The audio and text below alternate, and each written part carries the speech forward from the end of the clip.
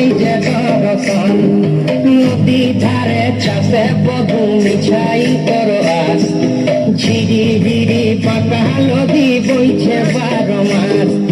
নদী ধারে চাষে বধু মিছাই করো আস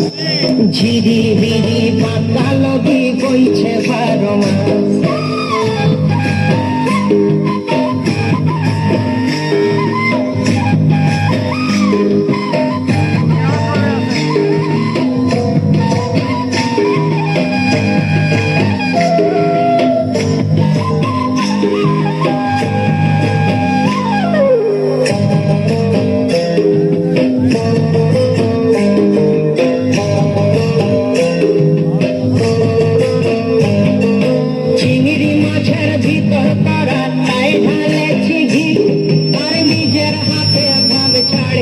ভাবলে হবে কি